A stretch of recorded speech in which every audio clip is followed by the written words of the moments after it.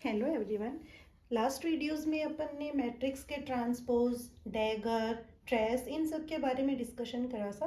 तो today's topic is adjoint of matrix. Important topic है और इसकी जो प्रॉपर्टीज़ हैं वो भी इंपॉर्टेंट है, क्योंकि अपने जो CSIR नेट का एग्जाम होता है उनमें उन प्रॉपर्टीज से ही अपने क्वेश्चन हो पाएंगे।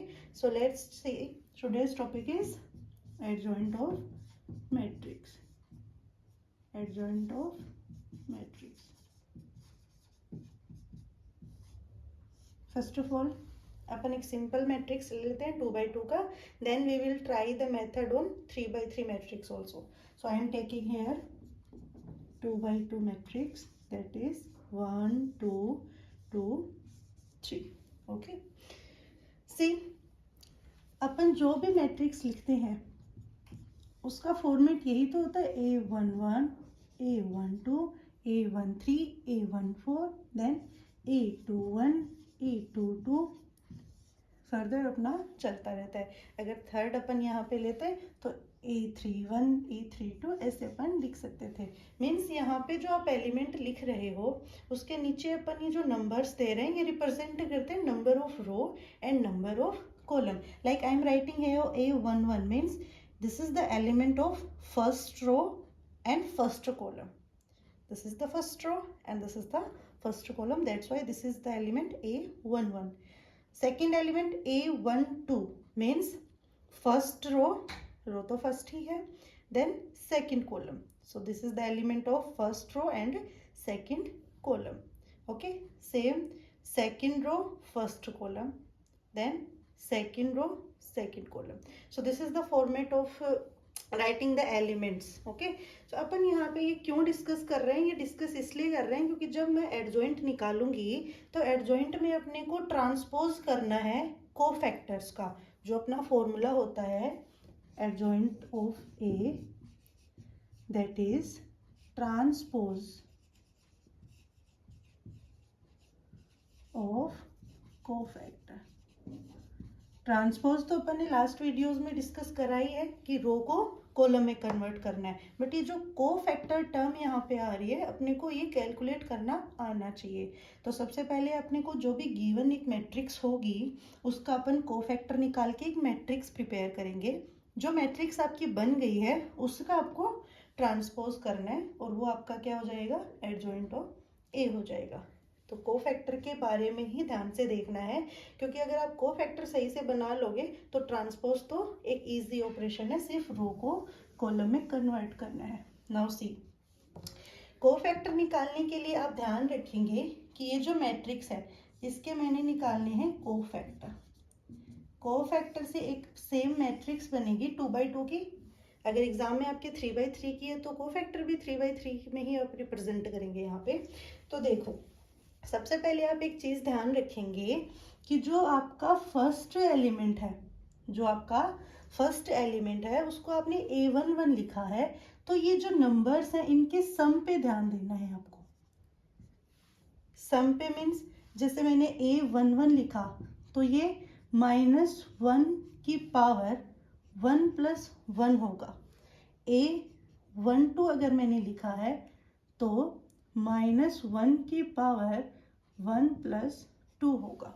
एक तो ये मेथड है कि आप इस तरीके से साइंस याद रखेंगे कि आपको साइन ये देखने ऐसे ही हैं, क्योंकि आपके जो नंबर्स हैं इनका सम करके ही देख लो आप तो डायरेक्ट वही साइन आएगा। ये नहीं याद रहता है -1 की पावर लेना है तो डायरेक्ट आप ऐसे भी याद रख सकते हो कि जैसे A11 है तो 1 + 1 मीन्स 2। तो जहाँ पे अपना इवन आ जाए इनका सम, इन नंबर्स का सम जहाँ पे इवन आएगा वहाँ पे आपको साइन लेना है plus. Okay, and if this is odd, like second element में आप क्या देख रहे हो 1 + 2, तो ये आपका 3 हो रहा है, ओड हो रहा है, तो यहाँ पे आपका साइन क्या आएगा? माइनस। बस ये चीज अच्छे से देखेंगे आप कि एलिमेंट्स के कोफैक्टर आपको निकालने हैं, यहाँ लिखने हैं, लेकिन उनमें साइंस लगेंगे। तो साइन किस तरीके से लगेंगे कि अगर उन एलिमेंट्स का जो नंबरिंग आपने करी है A11, A12, A21, A22, इनका सम अगर आपका इवन आ रहा है तो आप प्लस साइन लेंगे, और अगर इनका सम ओड आ रहा है, जैसे इसका ओड आ रहा है इसका भी ओड ही आएगा 2 + 1, इसका इवन आ जाएगा अगेन 2 + 2 4, तो इसका और इसका इवन आ रहा है तो इन दोनों में तो अपने साइन क्या आएंगे? प्लस आएंगे, और इन दोनों का अपने ओड आ रहा है तो बेसिक है कि अपने माइनस ही साइन आपको लेना है। तो ये तो बात हो गई साइन की। नाउ वैल्यू यहाँ पे क्या आएंगी वो आपको देखना है। तो जब आप फर्स्ट एलिमेंट के लिए निकालोगे तो आप फर्स्ट एलिमेंट के लिए साइन तो ऑलरेडी डिसाइड कर चुके हो। वैल्यू क्या होगी, जो आपको एलिमेंट निकालना है उसके कोरस्पॉन्डिंग आपकी जो रो है उसको छिपा लीजिए और कॉलम को छिपा लीजिए, मीन्स इसको आप कवर कर दीजिए। तो आपका एलिमेंट क्या बचा 3, तो ये आ गया 3। सेम प्रोसेस आप किसके लिए लगाएंगे, सेकंड एलिमेंट के लिए। सेम प्रोसेस आपको सेकंड एलिमेंट के लिए लगाना है। अब मुझे सेकंड एलिमेंट का पता करना है, तो ये रहा मेरा second element, sign already decided है। ये मैंने इसके कॉरस्पॉन्डिंग अपनी रो है इसको हाइड कर दिया, और इसी के कॉरस्पॉन्डिंग अपनी रो को कॉलम को हाइड कर दिया। तो ये आपका हाइड हो चुका है, तो एलिमेंट आपका सिर्फ 2 बचा। नेक्स्ट इस थर्ड पे देखो, A21 वाले पे देखोगे तो इसके कॉरस्पॉन्डिंग रो तो ये है, इसको कवर कर दो, और कॉलम ये वाला है इसको कवर कर दो, तो आपका बचेगा 2। अब फोर्थ की बात करें, इसके कॉरस्पॉन्डिंग रो तो ये रही और कॉलम ये रहा, तो आपका एलिमेंट क्या बचा, सिर्फ 1। तो ये आपका होगा कोफैक्टर। ओके, जैसे ही आप कोफैक्टर की एक मैट्रिक्स बना लोगे, डायरेक्ट उसका ट्रांसपोज करना है and that will be adjoint, क्योंकि अपने एडजॉइंट का फॉर्मूला क्या था, ट्रांसपोज ऑफ कोफैक्टर। तो इसका आप ट्रांसपोज करोगे, ट्रांसपोज क्या होता है, रो को कॉलम में कन्वर्ट करना है। तो फर्स्ट रो क्या है 3 - 2, तो I will make it column 3 - 2, then -2 + 1, so -2 + 1, तो this is adjoint of A. तो ये तो मैंने एक्सप्लेन करा है 2x2 की मैट्रिक्स पे। 3x3 पे भी आप कर सकते हो। सिंपल सिर्फ 2 ही चीजें आपको ध्यान से देखनी है, कोफैक्टर निकालना है अच्छे से, क्योंकि ट्रांसपोज करना एकदम बेसिक ऑपरेशन है, वो आपने लास्ट वीडियोस में भी अच्छे से समझा है। कुछ भी नहीं है उसमें, सिर्फ रो को कॉलम में कन्वर्ट करना है। लेकिन यहाँ पे कोफैक्टर ध्यान से निकालना होता है, क्योंकि कोफैक्टर निकालते वक्त अपने को 2 चीजें देखनी है। फर्स्ट तो अपना साइन डिसाइड करना है, देन वैल्यू डिसाइड करनी है। तो कोफैक्टर कैसे निकालते हैं अपन, साइन देख लेंगे, ये जो नंबरिंग दी है उनका सम करके देख लीजिए। अगर इवन आ रही है तो प्लस साइन लेने हैं, and if this sum is odd then you will take negative sign. Okay, so this is the determination of sign. Next अपने को क्या देखना है, वैल्यू। तो वैल्यू निकालने के लिए जो भी आप एलिमेंट ले रहे हो उसके लिए आपको निकालना है कोफैक्टर, तो उसके कॉरस्पॉन्डिंग आपकी रो और कॉलम को हाइड कर लीजिए। जो एलिमेंट बचेगा वो आपको लिखना है। जैसे मैंने ये इस 3 के लिए निकाला, तो इसके कॉरस्पॉन्डिंग ये वाली रो और ये वाली कॉलम को मैंने हाइड कर दिया, तो मेरा सिर्फ 1 बचा, ये 1 मैंने यहाँ लिखा। ये कोफैक्टर की मैट्रिक्स बन गई।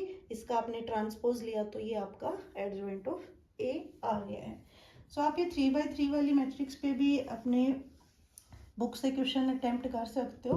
आप ट्राई करोगे तभी आपका बेसिक क्लियर होएगा। नेक्स्ट है प्रॉपर्टीज, क्योंकि वही अपने लिए जरूरी है। तो फर्स्ट प्रॉपर्टी जो है आपकी, that is a into adjoint A,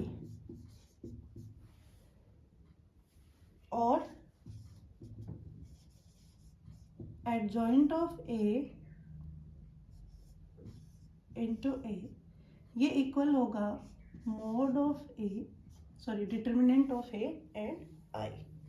okay, आप एडजॉइंट ए ले रहे हो, उसको ऐसे मल्टीप्लाई कर रहे हो, या फिर उल्टा भी लिख दो, एडजॉइंट ए इंटू ए, वो इक्वल किसके हो जाएगा, determinant of A into I. And second property जो है आपकी वो क्या है, जो आपका एडजॉइंट ए आप निकाल रहे हैं उसका अगर मैं डिटर्मिनेंट ले लूं तो वो हो जाएगा आपका determinant of A n - 1, where n is the order of matrix.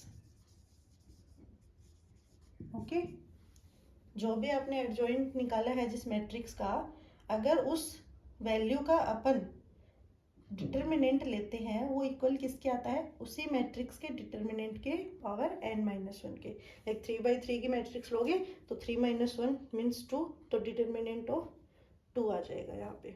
Okay इससे रिलेटेड कुछ क्वेश्चंस भी हैं, अगर आप चाहोगे तो मैं नेक्स्ट वीडियो में डिस्कस कर लूँगी, अदरवाइज आप अपनी बुक से कर सकते हो। तो ये थी अपनी एडजॉइंट की बेसिक 2 प्रॉपर्टी जो आपको अच्छे से याद रखनी है। नेक्स्ट वीडियो में अपन सिमेट्रिक एंड हर्मिशियन मैट्रिक्स के बारे में डिस्कस करेंगे। Thank you.